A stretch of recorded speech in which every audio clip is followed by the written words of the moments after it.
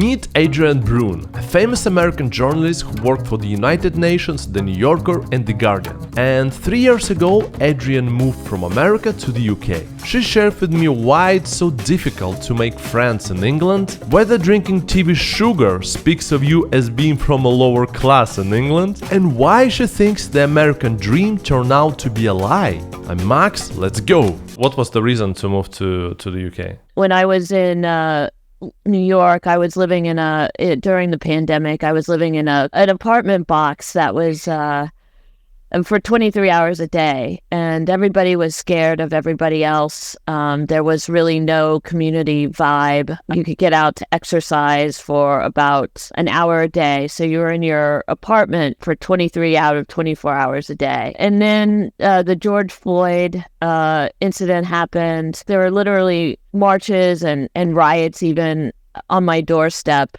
because I lived downtown at the time for a good portion of the night. I'm all about the cause. I was all about the marches, but the police just sort of turned them into a nightmare scenario. On top of that, the gun violence just got really, really terrible during the time. Nothing was the same in New York as I knew it, and the country had just been getting worse and worse by the week. You remember your first impressions when you moved to the UK? The thing I remember most is that this wasn't the place, I had visited, but no place, and I've learned this the hard way, no place is ever like a visit. You have to learn to adapt and learn people's cultures and their way of doing things. No one is going to be as friendly to you as a new resident as they are, say, a visitor. Or maybe some people are going to be more friendly. I don't know. But anyway, it was very hard to make friends at first. I knew a few people here, but the city is geographically bigger than New York. Although it's easier, the trains run on time more, and it's just a larger city to cover by ground, and traffic is terrible. So, cars are hard to get around. So really you have the tube or a bicycle, and it's a bit harder to meet people because they live in different boroughs. And yeah, the social life probably isn't as robust as it is in the US. What was different, like expectations versus reality? There is a lot of anti-Americanness. Over whether people will admit to it or not, but there is an anti-American. I wouldn't say anti-American. There's an American wariness to the UK. I mean, all over Europe, really. People see the Americans and they think that they are going to be the loudest, most obnoxious person in the room. And it is very culturally different. I mean, Americans are used to this sort of capitalist, money's going to get me everything. Here it's class and status, or this sort of like, we're used to sort of being bumped up as the greatest society in the world, I think. And that's definitely not true. It's definitely a vibe that people seem to get from us or get from the media. Not all of us are that way, but we can be that way, I think, when we're, and people get wary of that. They think you're going to talk about yourself a lot. They think American is going to, because you're American, like I said, you're going to be loud, you're going to be opinionated, you're going to be just a bit intolerable. You're not going to be funny, you're going to be too earnest. The English hate earnestness. They like sarcasm, and that's the way sort of they deal with things. There's no such thing as a fast friend here. In New York, people are in transient situations. They're fast friends, basically because they need each other. Also because New York is a bit of the crazy center of the United States. It's where the people who are a little bit different from everybody else, it's where they settle. And so, and London isn't really like that. It's a very international city, but it's not so much New York in that sense. For me, the most important thing in life, it's not business, it's not even this YouTube channel. It's the happiness of myself, my family and my friends. And my current job allows me to focus on the things that really matters in life for me.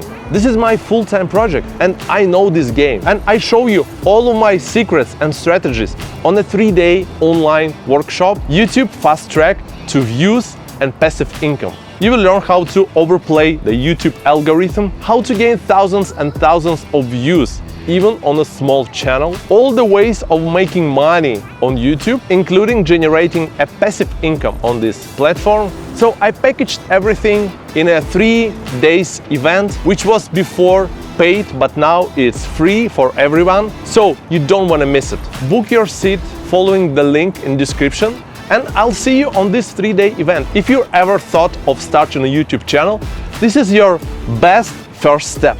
What's the attitude of Brits towards Americans? Is they like look down on Americans? So we're yes, like... they definitely look down on Americans, yes. I don't think they trust us. They don't trust us to be sincere, really. They think that we're out to get something from them. They think that we believe in a way of life that they don't really believe in, that we are insincere, that we are self-consumed, really. You mentioned that it was hard to make friends. Like it's different kind of way of how people make friends versus New York, let's say. The English are very sort of astute observers of class. There's a privacy thing that the English have that, you know, is very, that they keep sort of in check. They don't really like strangers coming up to them and patting them up to, you know, it takes a while to build up to the shaking of hands, for example. It's not, you don't have conversations, random conversations on the street with somebody unless you're commiserating about the rain. And even there are sort of social codes that you use when you're talking about the weather, for example. The pub is where you go and you have a couple of drinks. You can engage in, you know, sort of banter. The English like to banter a lot. They like to do sort of this thing they call take the piss, which is sort of to make fun of you. They're very sarcastic. And you have to learn how to like pick that up and then learn how to not be offended if someone is essentially taking the piss out of you. American sense of humor is very different, you think? We still have sarcasm and things like that, but if you watch an American comedian, say like Wanda Sykes, she's one of my favorite, they take things to the ridiculous edge. Like they imagine sort of really ridiculous scenarios and laugh at that. The English sense of comedy is a bit more biting. I like Ricky Gervais, for example. I think he's very funny, but he's also... He's got a bit more of a bite to him than some of the other Americans. Or some of the Americans, I guess, not other Americans. Can I put it this way? Maybe I'm generalizing, but Americans are more optimistic generally, and British are more pessimistic. I think the weather has something to do with it. It's raining all the time over here, seemingly. I think that this notion of class that the British are still very much tied to, although they say they're not.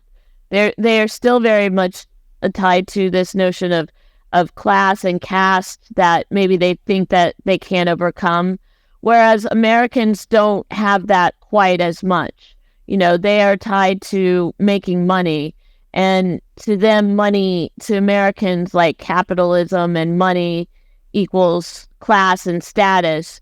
But that is not the attitude in the UK. The English have a predetermined sense of destiny, which is not necessarily pessimism or optimism, just that they know that they were destined to sort of fulfill this role, and, you know, that's all they can do about it. And so they're just going to get on with it.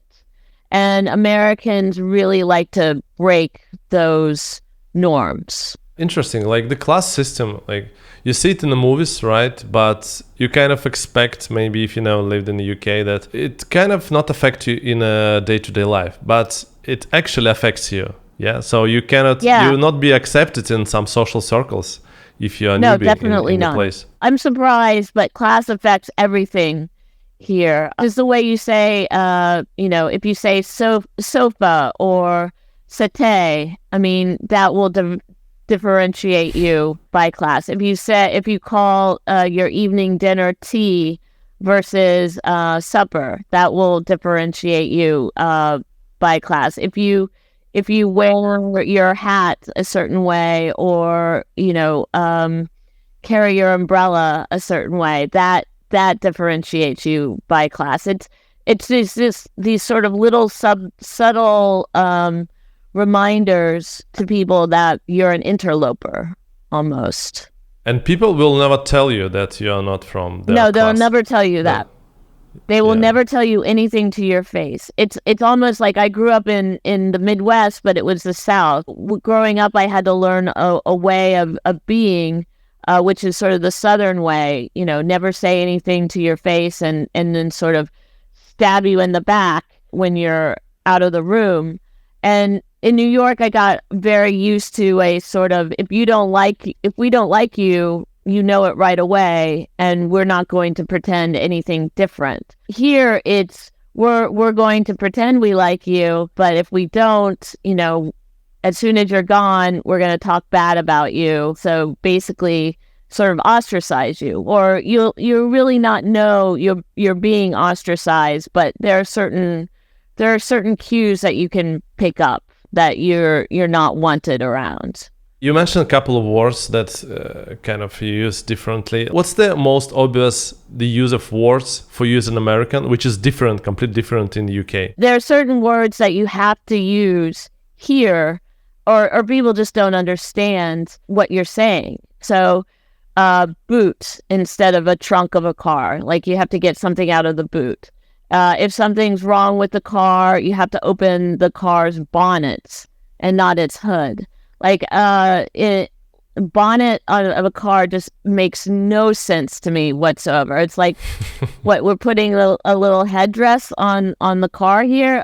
You're taking a walk and not a hike. If you take a walk, a walk is up, 1,000 meters or something like that. It's not just a walk down the street. It's not just a walk through town. Or if you're taking a bimble, for example, you're just sort of taking a nice sort of stroll through the streets, I guess. So as opposed to a walk up a hill, you take a bimble through the town center. They don't call anything downtown, so you don't go downtown. You go up the high street and not the main street to the town center. And that's, if you want to see anything happening, when things are announced, they say what's on instead of anything sort of vaguely American, like featuring, or it's always, instead of featuring, it's what's on. That took a minute to get used to. Have you adopted any British habits? In the US, I used to go and every morning I would get a cup of coffee from Dunkin' Donuts. Like, there are Dunkin' Donuts, for example, that it's a chain of donut shops and coffee shops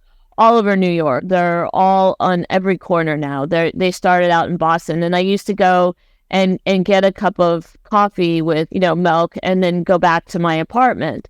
Here, I drink so much tea, and that sounds like a cliche, but there's not much of a substitute. I mean, you can go and spend £4 on a cappuccino at your neighborhood artisanal coffee shop. You can't get a cup of coffee, of drip coffee, for £2 or $2.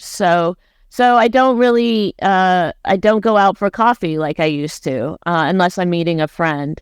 I don't, in New York, I used to order takeaway or takeout all the time, get it delivered to my apartment.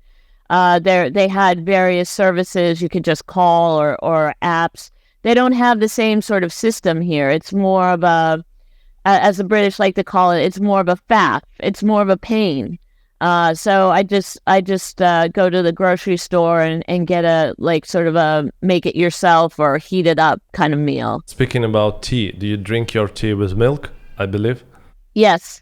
If you drink it with sugar, you're low class. I mean, I don't like sugar in my drinks anyway, unless I'm drinking a Coca-Cola. So you take milk and not milk and sugar, that's another indicator of class. Your view towards America, like to your own country and to you being American, has it changed, or is it like slightly changed maybe through these 3 years in UK? I wouldn't say I'm anti-American for sure. I mean, I think American has got some good culture, some good values, but I'm glad I don't live there anymore. And I know this is controversial to some, but I would give up my citizenship to be a citizen of another country at this point. Oh wow, that's a big one.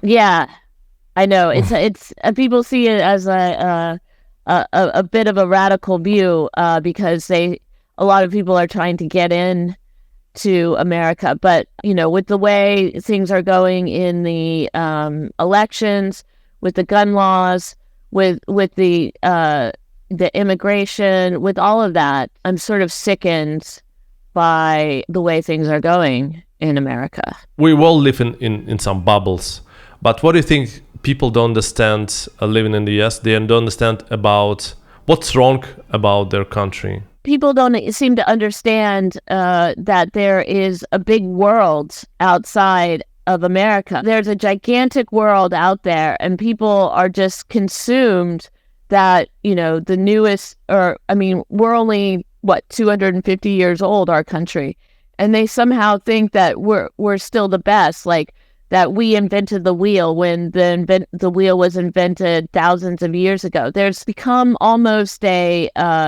and it's almost it started out as a offensive, a tactically offensive way, and now it's sort of like it's almost like they have become de facto defenders of this way of life that they don't think exists anywhere else.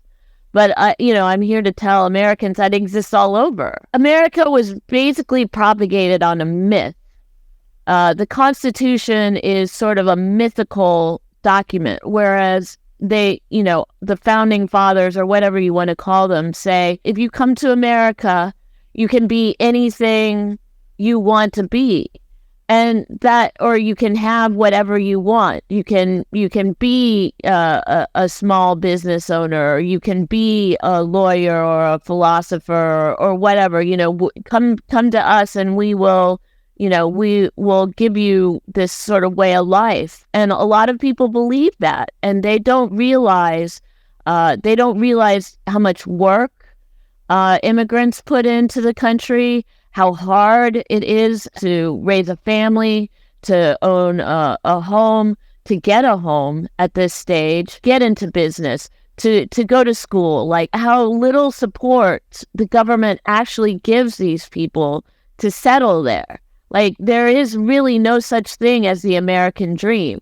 I mean, maybe that thing existed in the 17th or the 18th and 19th centuries, but it's gone now. I mean, the land it's not full, it's plentiful. There's a lot of land.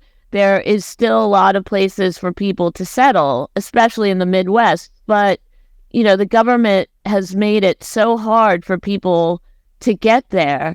And the money is so great that most people who try to come there end up in poverty. Yet we're still propagating this myth of the American dream. And I think people who live there believe that they've got to hold on to that. They would call it a principle. And once again, I would call it a lie. It's good marketing. Yeah. Let me show you some magic. If you click on this video, I will disappear and reappear again. Let's try it. 3, 2, 1.